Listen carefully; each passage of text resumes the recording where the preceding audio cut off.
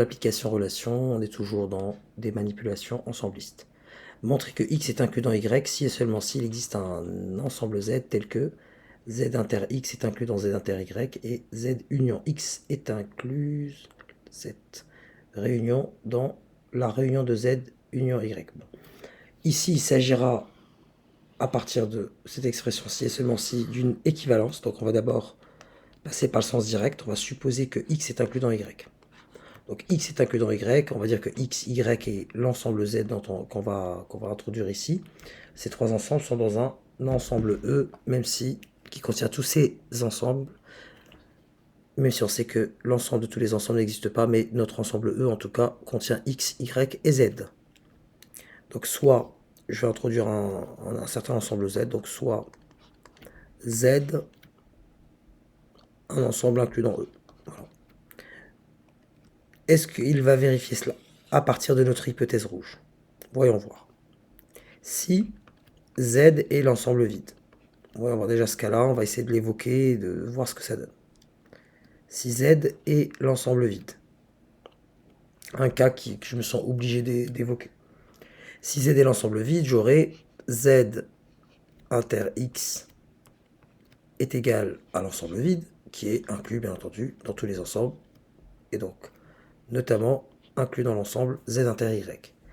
Et en même temps, si Z est égal à l'ensemble vide, la réunion de Z et X, c'est tout simplement X. Donc j'aurai Z union X qui est en fait égal à X, et bien entendu, X d'après mon hypothèse étant un ensemble inclus dans Y, il sera inclus dans la réunion de Z ou d'Y.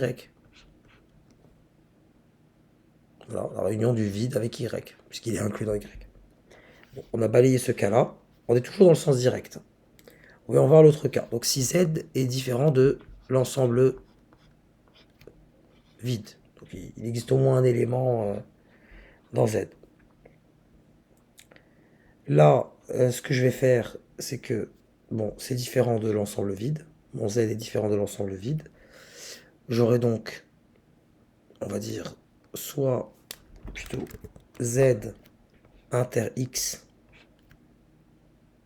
est inclus dans Z inter Y. Pour quelle raison?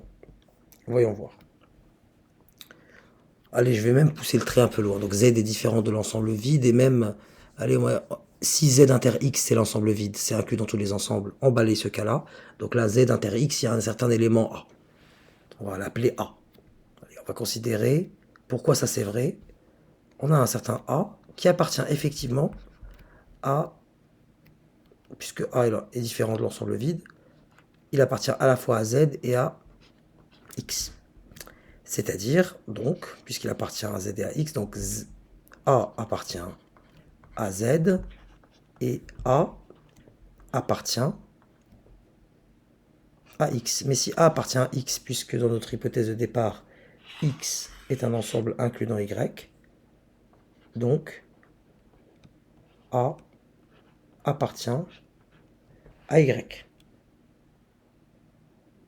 Jusque-là, tout va bien. Donc, il appartient à Z et il appartient à Y. Donc, mon fameux A appartient bien à Z inter Y. Et donc, je le répète. Là, je considère que l'intersection n'est pas vide. Si l'intersection était vide, bien entendu, il n'y a pas à se poser la question. Le vide, il est partout. Maintenant, on va évoquer cette partie-là, qu'on a négligée jusqu'ici. Toujours avec ces cas de figure. Voyons voir ce que ça donne. Ici, on va le mettre en rouge. Même raisonnement. Si vous aviez l'ensemble vide, ça c'est bon. Maintenant, on va considérer que c'est pas l'ensemble vide, donc il y a un certain élément qui appartient à l'union de U et de X, un certain élément ici.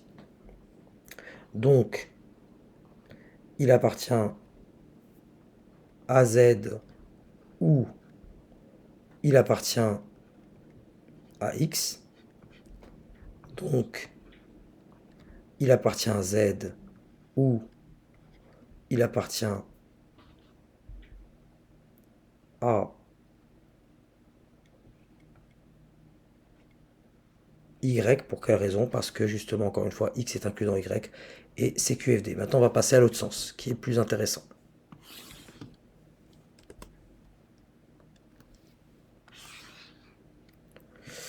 Le sens réciproque. Enfin, je le sens plus intéressant, je ne sais pas ce dont il est question.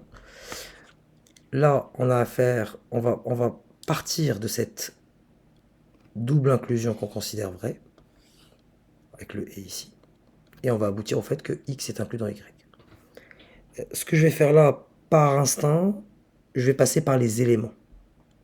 Je vais passer par les éléments, c'est-à-dire que je ne vais plus manipuler des ensembles, mais ces ensembles étant des collections d'objets, je vais manipuler les objets qui sont contenus dans ces ensembles. Donc on va passer par les éléments. Voilà. Je vais considérer, puisqu'il s'agira de montrer que X est inclus dans Y, je vais considérer un certain élément dans X, et je vais montrer que soit un certain élément de X, bah, il est tout le temps dans Y. Cet élément, quel que soit l'élément que je considère dans X, il est tout le temps dans Y, autrement dit, X est inclus dans Y. Et donc je vais démarrer par la phrase suivante, soit X, soit petit x, un élément de grand X.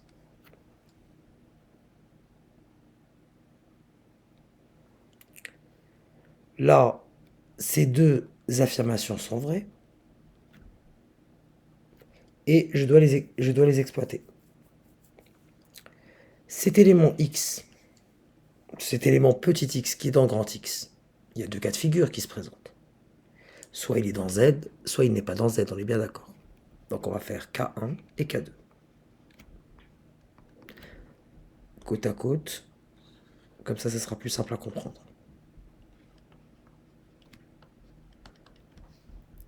Si X, donc quoi qu'il en soit, notre démarrage c'est soit X un certain élément de grand X. Si X n'appartient pas à Z, on va étudier d'abord ce cas-là. Si X n'appartient pas à Z, qu'est-ce qu'on a par rapport à ici? Par rapport à cette inclusion. X n'appartient pas à Z, on aura donc Z inter X est égal à l'ensemble vide, qui bien entendu inclus dans Z inter Y. Ça ne me permet pas d'aller plus loin. Par contre, si X n'appartient pas à Z, mais moi je sais que cette inclusion est vraie, donc Z appartient à Z union X, je vais exploiter cette égalité, donc donc X appartient à Z union Y. Ça, je le considère vrai. Ça, c'est ce qui est vrai, c'est ce que je vais utiliser. Mais en partant du principe que mon X n'appartient pas à Z, en espérant aboutir que X appartient à Y. Donc j'ai X qui n'appartient pas à Z. Mais X appartient à grand X. Donc X appartient à Z union grand X. Donc mon X, puisqu'il appartient à Z union X, il appartient à Z union Y. Donc, puisque Z union X par hypothèse est inclus dans Z union Y. Donc X appartient à Z union Y. Mais n'oubliez pas, dans notre cas, X n'appartient pas à Z. Donc on aboutit au fait que X appartient à l'union de Z et Y, mais X n'est pas dans Y. Donc, X appartient à Y.